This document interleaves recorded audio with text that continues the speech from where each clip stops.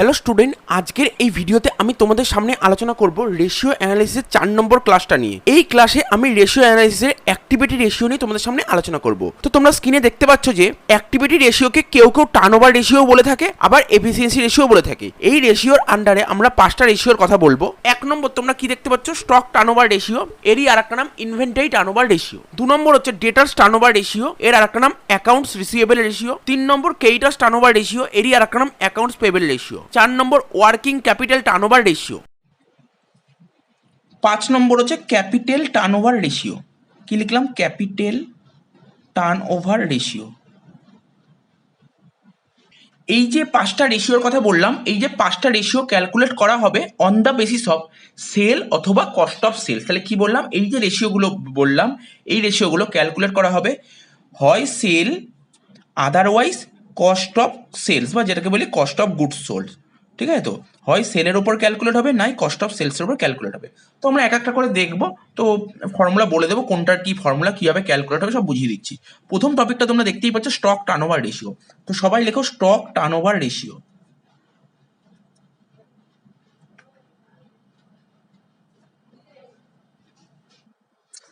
তো stock turnover ratio, এই stock turnover রেশিওর ফর্মুলাটা দেখে নাও। ঠিক আছে?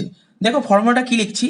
তোমাদের একটা কথা বলেই যেটা মনে রাখবে, যে কোনো টার্নওভার রেশিও বলুক না, যে কোনো টার্নওভার রেশিওর ফর্মুলা হবে টার্নওভার মানে সেলটাকে রিপ্রেজেন্ট করে। কি বললাম?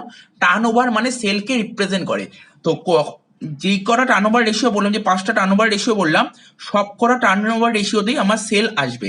তবে একটা কথা বলে দিই, যেটা বলছি, টার্নওভার রেশিও যেইগুলো থাকবে, দেখো কোথাও স্টক টার্নওভার রেশিও আছে, কোথাও ডেটার্স টার্নওভার রেশিও আছে, কোথাও ক্রেডিটার্স আছে, কোথাও ওয়ার্কিং ক্যাপিটাল আছে, কোথাও ক্যাপিটাল টার্নওভার রেশিও আছে। তো সব কটা টার্নওভার রেশিওতেই কোথাও সেল আসবে, তো কোথাও কস্ট অফ সেলস আসবে। ঠিক আছে? কিন্তু আমাকে জানতে হবে স্টক টার্নওভার রেশিওতে কি আসবে, সেল আসবে না কস্ট অফ সেলস আসবে। ঠিক আছে? স্টক টার্নওভার রেশিও, স্টক কাকে রিপ্রেজেন্ট করে? স্টক বেসিক্যালি কস্টটাকেই রিপ্রেজেন্ট করে। স্টক মানে কি? গোডাউনে আমরা যেই মালটা রেখে দিই, অর্থাৎ যেই গুডসটা আমরা গোডাউনে রেখে দিই, আর সেটা সবসময় যেই গুডসটা কিনি সেই গুডসটা যতটা বেচতে পারলাম সেইগুলোই গোডাউনে রেখে দিই, আর গোডাউনে যে স্টকটা থাকে সেটা সবসময় কস্ট প্রাইসে থাকে। তাই স্টকের ক্ষেত্রে হবে সেল না হয়ে হবে কস্ট অফ সেলস, বা কেউ কেউ এটাকে লেখে কস্ট অফ গুডস সোল্ড। তাই স্টক টার্নওভার রেশিও বের করার ফর্মুলা লিখবো কস্ট অফ গুডস সোল্ড। একটা কথা বলে দিচ্ছি, তোমাকে যেই টার্নওভার রেশিওই বলুক না কেন, যেই টার্নওভার রেশিও বলবে, টার্নওভার মানে সেল, সেক্ষেত্রে সেলটা উপরে বসবে, আর যার টার্নওভার রেশিও বলেছে সেটা নিচে বসবে। যেমন এখানে স্টক টার্নওভার রেশিও বলেছে, কিন্তু স্টকের ক্ষেত্রে তো সেল হয় না, তাই কস্ট অফ গুডস সোল্ড এসছে। আর আরেকটা কি আছে, কার টার্নওভার রেশিও? স্টকের টার্নওভার রেশিও, তাহলে নিচে স্টক আসবে। এখানে স্টক বলতে কোন স্টককে বুঝিয়েছে? এখানে স্টক বলতে অ্যাভারেজ স্টককে বোঝানো হয়েছে। এখানে স্টক বলতে অ্যাভারেজ স্টককে বোঝানো হয়েছে, তাই এখানে লিখবো অ্যাভারেজ স্টক। এবার দেখো তোমাদের মনে কোশ্চেন হবে, sir cost of goods sold কি করে বের করব? আমরা যে রেশিও অ্যানালিসিসের ফার্স্ট ভিডিও করেছিলাম সেখানে পরিষ্কারভাবে লিখিয়ে দিয়েছিলাম কস্ট অফ গুডস সোল্ড কি করে বের করতে হয়। তো ওই ফর্মুলা দেখে নিলেই তোমাদের হয়ে যাবে। আর অ্যাভারেজ স্টক, ঠিক আছে, অ্যাভারেজ স্টকটা বলে দিচ্ছি। অ্যাভারেজ স্টক বের করার ফর্মুলা হচ্ছে opening stock plus closing stock divided by 2। তাহলে বুঝতে পারলে অ্যাভারেজ স্টক কি করে বের করবো? ওপেনিং স্টকের সঙ্গে ক্লোজিং স্টক যোগ করে 2 দিয়ে ভাগ করবো, তাহলে অ্যাভারেজ স্টক বেরিয়ে যাবে। তবে একটা কথা বলে দিচ্ছি, মনে রাখো, একদম পুরো পরিষ্কারভাবে মাথায় রেখে দাও, এটা কখনো ভুলবে না। যদি কোশ্চেনে মানে রেশিও অ্যানালাইসিস যখন অঙ্কগুলো করবো, তোমাকে তো একটা ব্যালেন্স শিট দিয়ে দেবে। ঠিক আছে? যেই অঙ্কগুলোতে তোমাকে ব্যালেন্স শিট দিয়ে দেবে, ব্যালেন্স শিটে যদি স্টক দেখতে পারো, ব্যালেন্স শিটের স্টক মানে ক্লোজিং স্টক, ব্যালেন্স শিটে যে স্টকটা থাকে কি স্টক? সেটা ক্লোজিং স্টক। আচ্ছা, যদি অঙ্কে শুধু ক্লোজিং স্টক থাকে, তার মানে তোমরা কি ভাববে? যদি অঙ্কে শুধু ক্লোজিং স্টক থাকে, ওপেনিং স্টকের সংক্রান্ত যদি কিছু বলে না দেয়, তার মানে ধরে নেবে ক্লোজিং স্টকটাই অ্যাভারেজ স্টক। তার মানে কি কনক্লুশনে আসলাম? কোশ্চেনে যদি ওপেনিং স্টক বলে না দেয়, তখন ক্লোজিং স্টকটাই হয়ে যাবে অ্যাভারেজ স্টক। এখানে লিখে দিলাম closing stock equal to average stock. Closing stock equal to average stock. কখন closing stock equal to average stock হবে? If opening stock is not given. If opening stock is not given, যদি কোশ্চেনে opening stock বলে না দেয়, তখন closing স্টকে তোমার হয়ে যাবে অ্যাভারেজ স্টক। এবার স্টক টার্নওভার রেশিও সংক্রান্ত তোমাদের কয়েকটা কথা বলে দিই। তো তোমরা বুঝতেই পারলে স্টক টার্নওভার রেশিও কি করে বের করলাম, cost of goods sold by average stock. তার মধ্যে আমরা বলতেই পারি এই রেশিওটা কার কার মধ্যে সম্পর্ক প্রকাশ করে, এই কস্ট অফ গুডস সোল্ড আর অ্যাভারেজ স্টকের মধ্যে একটা রিলেশন প্রকাশ করে। এই রেশিওটা কি ইন্ডিকেট করে, এই রেশিওটা এটাই ইন্ডিকেট করে কস্ট অফ গুডস সোল্ড আর অ্যাভারেজ স্টকের মধ্যে এই বছরে ডিউরিং দ্য ইয়ারে কি রিলেশন আছে। ঠিক আছে, এছাড়াও এই রেশিওটা আর কি কি ইন্ডিকেট করে, এই রেশিওটা আরো ইন্ডিকেট করে stock has been efficiently used or not, মানে স্টকটা এফিসিয়েন্টলি ইউজড হচ্ছে কি হচ্ছে না। অর্থাৎ কোনো একটা অ্যাকাউন্টিং পিরিয়ডের শেষে, ঠিক আছে, অ্যাভারেজ স্টক কতবার টার্নওভার হয়েছে সেটা এই রেশিও থেকে আমরা জানতে পারি। স্টক টার্নওভার রেশিও যত বেশি হবে, ঠিক আছে, তত কোম্পানির পক্ষে ভালো। কি বললাম, স্টক টার্নওভার রেশিও যত বেশি হবে কোম্পানির পক্ষে তত ভালো। আর স্টক টার্নওভার রেশিও যত বেশি হবে তাহলে কি হবে, তোমার স্টকটা তাড়াতাড়ি সেল হয়ে যাবে। আর একটা বিজনেসে স্টক টার্নওভার রেশিও যত বেশি হবে না, সেই বিজনেসের গুডস, ঠিক আছে, গুডসটা তত বেশি সোল্ড হবে। ঠিক আছে, সেই কোম্পানির গুডসটা তত বেশি সোল্ড হবে লো মার্জিন প্রফিট, অর্থাৎ কম প্রফিট রেখে গুডস গুলো মার্কেটে বেচে দেবে। আর স্টক টার্নওভার রেশিও যত কম হবে তার মানে কি ইন্ডিকেট করছে, তার মানে ইন্ডিকেট করছে স্টকগুলো ভালো মতন বা বলতে পারো তাড়াতাড়ি সেল হচ্ছে না। এর ফলে কি হবে, এর ফলে স্টোরেজ কস্ট বেড়ে যাবে, কেন গোডাউনে সমস্ত স্টকগুলো স্টোর করতে হবে, তার জন্য স্টোরেজ কস্ট বেড়ে যাবে। দীর্ঘদিন ধরে মানে বহুদিন ধরে গোডাউনে স্টকটা থাকবে, তারপর হচ্ছে তোমার ফান্ডগুলো তোমার ব্লক হয়ে থাকবে, মানে তোমার টাকাটা আটকে থাকবে। আর কি হবে, গোডাউনে যে স্টকগুলো আছে সেই স্টকগুলো নষ্ট হয়ে যাওয়ার সম্ভাবনা থাকতে পারে। তাহলে এই জিনিসগুলি তোমরা দেখতে পারবে। এবার যদি আমরা দুটো কোম্পানি নিয়ে তুলনা করি, ধরো একটা কোম্পানি আছে এক্স আর একটা কোম্পানি আছে ওয়াই, যেই কোম্পানির স্টক টার্নওভার রেশিও বেশি সেই কোম্পানি তত ভালো। আচ্ছা, স্টক টার্নওভার রেশিও কখনো কখনো তোমাকে আর একটা বের করতে বলে, সেটা হচ্ছে অ্যাভারেজ হোল্ডিং পিরিয়ড। কি বললাম, অ্যাভারেজ হোল্ডিং পিরিয়ড। তো এটা কি করে বের করতে হবে অ্যাভারেজ হোল্ডিং পিরিয়ড? দেখো, এটা বের করা কোনো ব্যাপারই নয়, মানে এটা কি করে বের করবো, দেখো উপরে লিখবো, উপরে আমরা পিরিয়ড লিখবো। পিরিয়ড মানে আমাকে অ্যাভারেজ হোল্ডিং পিরিয়ড বের করতে হতে উপরে আমি পিরিয়ড লিখবো। পিরিয়ড বলতে কোন পিরিয়ডের কথা বলা হচ্ছে, দেখো এখানে পিরিয়ড বলতে তোমার, তুমি যদি দিনে করো তাহলে 365 দিন, তুমি যদি মাসে করো 12 মাস, আর তুমি যদি সপ্তাহে করো তাহলে 52 উইকস। তাহলে এখানে লিখলাম 365 days or 52 weeks or 12 month, যেটা তোমার ইচ্ছা। ঠিক আছে, যেটা তোমার ইচ্ছা, মানে কোশ্চেনে বলে দেবে কোন পিরিয়ডে করতে, সেই পিরিয়ড তুমি নেবে। আর নিচে লিখবে কি, স্টক টার্নওভার রেশিও, নিচে লিখবে স্টক টার্নওভার রেশিও। ঠিক আছে, তো তাহলে আমাদের স্টক টার্নওভার রেশিওটা ক্লিয়ার হয়ে গেল। এরপরে আমাদের কি ছিল, ডেটার্স টার্নওভার রেশিও। এরপরে লিখি, আগে সমস্ত ফর্মুলা লিখে দিই, তারপর আমরা অঙ্ক করব। এবার লিখি ডেটার্স টার্নওভার রেশিও।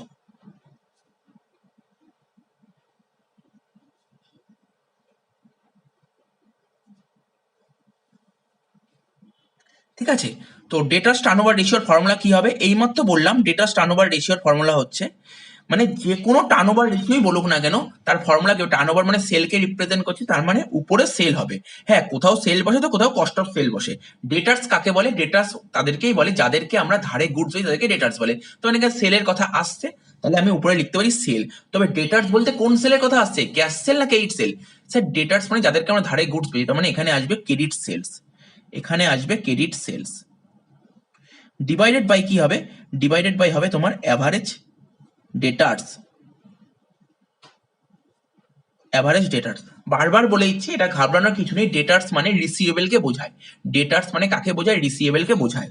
আচ্ছা, ক্রেডিট সেল কি করে বের করতে হয় তোমাদের আশা করি শেখাতে হবে না, কারণ আমাদের রেশিও অ্যানালিসিসের ফার্স্ট ভিডিওতেই বোঝানো আছে। ঠিক আছে, তো আর অ্যাভারেজ ডেটার্সটা তোমাদের লিখে দিচ্ছি। লেখো average ডেটার্স,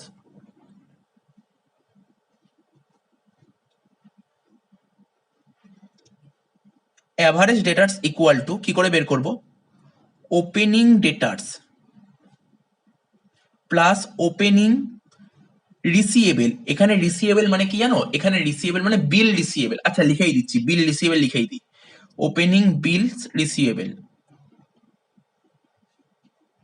plus closing debtors, closing debtors plus closing bill রিসিয়েবল।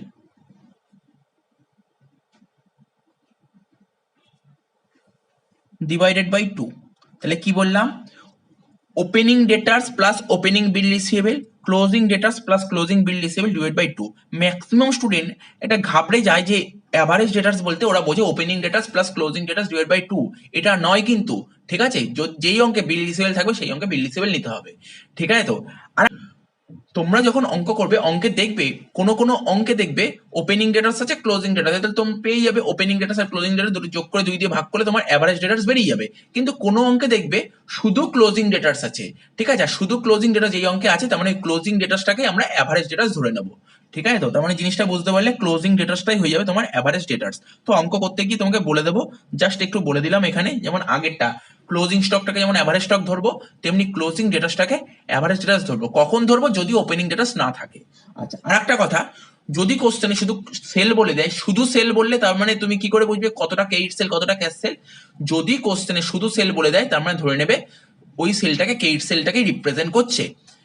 কারণ একটা কোম্পানি ক্যাশ সেল ছাড়াও চলতে পারে কিন্তু ক্রেডিট সেল ছাড়া কখনো কোম্পানি চলবে না। আচ্ছা, ডেটাস টার্নওভার রেশিও হলো, এবার এর সাথে চলে আসে অ্যাভারেজ কালেকশন পিরিয়ড।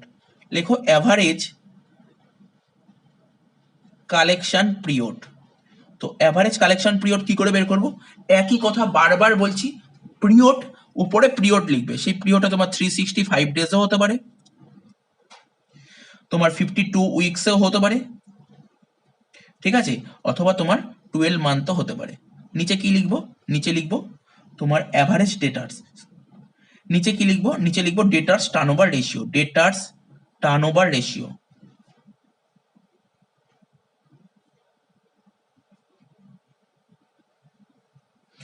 তাহলে বুঝতে পারলে ডেটাস টার্নওভার রেশিও। এবার এই রিলেটেড থিওরি বলে দিই, ডেটাস টার্নওভার রেশিও কি ইন্ডিকেট করে? ডেটাস টার্নওভার রেশিও ক্রেডিট সেল আর অ্যাভারেজ ডেটার্স এর মধ্যে একটা রিলেশন বোঝায়, ঠিক আছে? ডেটাস টার্নওভার রেশিও কি বোঝায়? ক্রেডিট সেল আর অ্যাভারেজ ডেটার্স এর মধ্যে একটা রিলেশন বোঝায়। আর কি ইন্ডিকেট করে? ডেটার্স এবং বিল রিসিভেবলের কাছ থেকে, ঠিক আছে? ডেটার্স আর বিল রিসিভেবলের কাছ থেকে যেই টাকাটা পায় সেই টাকাটা কি গতিতে কি স্পিডে আদায় করেছে, ঠিক আছে? যেটা কিনা এই রেশিওর মাধ্যমে আমরা জানতে পারি। এই রেশিও থেকে আমরা জানতে পারি কি স্পিডে টাকাটা আদায় করেছে, এটা তো জানতে পারি, কিন্তু কত দিন অন্তর বা কত মাস অন্তর বা কত সপ্তাহ অন্তর টাকাটা আদায় করেছে সেটা তো জানতে পারি না। এটা জানার জন্য আমাদের অ্যাভারেজ কালেকশন পিরিয়ড বের করতে হলো। আর এই রেশিওটা মানে ডেটা টার্নওভার রেশিও যত বেশি হবে কোম্পানির পক্ষে ততই ভালো। আর আর এটা ইন্ডিকেট করে ডেটার্সের থেকে কত তাড়াতাড়ি টাকাটা কালেক্ট করতে পারছি। আর যত তাড়াতাড়ি টাকাটা কালেক্ট করতে পারবো তার মানে কি হবে? আমার ব্যাড ডেট হওয়ার সম্ভাবনাটা অনেক কমে যাবে, যেটা কিনা কোম্পানির পক্ষে খুবই ভালো। আর lower debtor turnover ratio, debtor turnover ratio যত কম হবে, ঠিক আছে, এটা কোম্পানির পক্ষে খুব একটা ভালো নয়, ঠিক আছে? টাকাটা মার্কেটে আটকে থাকবে, এক্ষেত্রে ব্যাড ডেট হওয়ার সম্ভাবনা থাকবে। এর জন্য যে ম্যানেজমেন্ট অর্থাৎ ক্রেডিট সেল পলিসি যে ম্যানেজমেন্টটা দেখাশোনা করে তাকে কিন্তু সজাগ দৃষ্টি রাখতে হবে। সেই যদি ইনএফিসিয়েন্ট হয় তাহলে কিন্তু ডেটা টার্নওভার রেশিও কম হওয়ার সম্ভাবনা থাকবে, তাতে কাস্টমারের থেকে টাকাটা টাইম মতন পাওয়া যাবে না। এই দিকে সজাগ দৃষ্টি রাখতে হবে যে ম্যানেজমেন্টটা দেখাশোনা করছে, ক্রেডিট সেল ম্যানেজমেন্ট। আচ্ছা, এরপরে কি লিখবো? এরপরে লিখবো ক্রেডিটার্স টার্নওভার রেশিও, ঠিক আছে? এরপরে লিখবো ক্রেডিটার্স টার্নওভার রেশিও। লিখি ক্রেডিটার্স, এরপরে লিখছি creditors turn over ratio, creditors turn over ratio, ঠিক আছে? তো তো ফর্মুলা দেখো, ফর্মুলা একদম সোজা মনে রাখাটা। আমি কি বললাম? টার্ন ওভার রেশিও মানে ওপরে সেল বসবে, ঠিক আছে? আর নিচে কি বসবে? যেই মানে যার টার্ন ওভার রেশিও করছে সেটা নিচে বসবে। তাহলে কার টার্ন ওভার রেশিও করছে? ক্রেডিটার্স, তাহলে ক্রেডিটার্স নিচে বসবে। এখানে ক্রেডিটার্স বলতে অ্যাভারেজ ক্রেডিটার্সকে বোঝানো হয়েছে, অ্যাভারেজ ক্রেডিটার্স। আর উপরে কি বলবে? আমি কি বলেছিলাম? যেই টার্নওভার রেশিও বের করতে বলবে, ঠিক আছে তো, বা যার টার্নওভার রেশিও বের করতে বলবে সেক্ষেত্রে টার্নওভার বলতে এখানে কখনো সেলকে বোঝাবে, কখনো কস্ট অফ সেলকে বোঝাবে, ঠিক আছে তো? তো দেখো একটু মন দিয়ে শোনো, ক্রেডিটার্স, ক্রেডিটার্স কাদের বলে? যাদের থেকে আমরা ধারে গুডস কিনি। তাহলে এখানে কি আসছে? নাম পারচেজ। যাদের থেকে আমরা ধারে গুডস কিনি, পারচেসের কথা আসছে। তাহলে এখানে তুমি সেল লিখতে পারো না, তাই তো? এই জন্য এখানে তোমাকে পারচেস লিখতে হবে। কি পারচেস? ধারে পারচেস, মানে ক্রেডিট পারচেস লিখতে হবে। তো এখানে লিখবো ক্রেডিট পারচেস, ঠিক আছে তো, ডিভাইড বাই অ্যাভারেজ ক্রেডিটার্স। আর ক্রেডিট পারচেস জানো কিভাবে বের করতে হয়? আমাদের রেশিও অ্যানালাইসিসের ফার্স্ট ভিডিওতেই বলা আছে। আর অ্যাভারেজ ক্রেডিটার্স বলতে কি বোঝায় এখানে লিখে দিচ্ছি, ওই একই রকম নিয়ম। অ্যাভারেজ ক্রেডিটার্স, অ্যাভারেজ ক্রেডিটার্স বলতে তোমার opening creditors plus opening bills payable plus closing creditors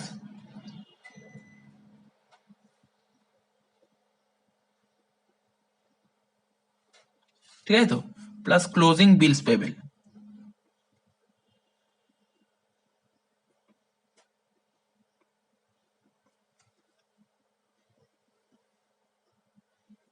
divided by 2। তাহলে হয়ে গেল। এইবার যদি তোমাকে বলে, আচ্ছা আর একটা কথা যেটা আগেও বলে দিলাম, ডেটার্সের ক্ষেত্রেও বললাম, এখানেও একই কথা, যদি কোশ্চেনে শুধু ক্লোজিং ক্রেডিটার্স বলে দেয়, তার মানে ক্লোজিং ক্রেডিটার্সটাকে আমরা অ্যাভারেজ ক্রেডিটার্স ধরে নেব। ঠিক আছে, এবার লিখবো average payment period.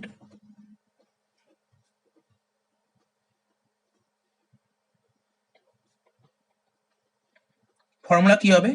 365 days or 12 month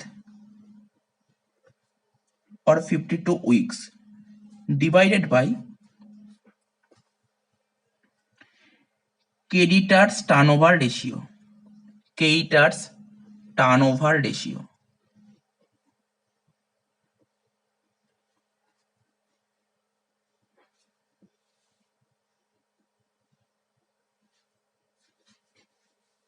তো এই রেশিওটা কার কার মধ্যে সম্পর্ক প্রকাশ করে? এই রেশিওটা ক্রেডিট পারচেস আর অ্যাভারেজ ক্রেডিটার্স এর মধ্যে একটা সম্পর্ক প্রকাশ করে।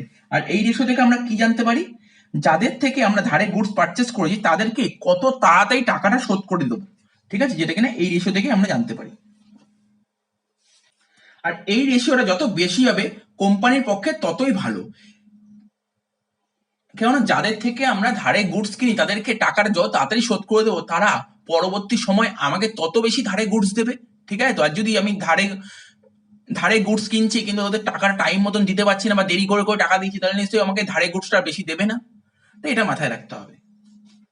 আচ্ছা এরপরে কি? এরপরে হচ্ছে ওয়ার্কিং ক্যাপিটাল টার্নওভার রেশিও। কি লিখছি? Working capital turnover ratio. ঠিক আছে তো, তো ওয়ার্কিং ক্যাপিটাল টার্নওভার রেশিওর ফর্মুলাটা কি? ফর্মুলাটা হবে তোমার net sales, net sales divided by working capital, net sales divided by working capital.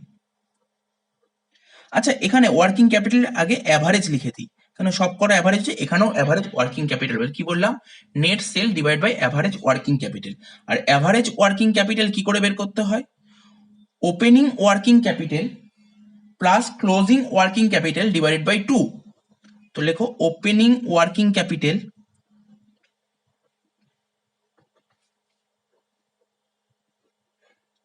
Plus closing working capital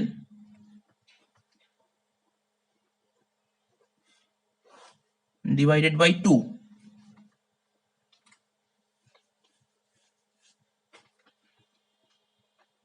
দেখো এই অনুপাত থেকে আমরা কি জানতে পারি? এই অনুপাত থেকে আমরা এটাই জানতে পারি যে কতটা পরিমাণ ওয়ার্কিং ক্যাপিটালকে কাজে লাগিয়ে সেলের পরিমাণকে ঠিক রাখা যায়। ঠিক আছে, যেটা কিনা এই অনুপাতের মাধ্যমে আমরা জানতে পারি।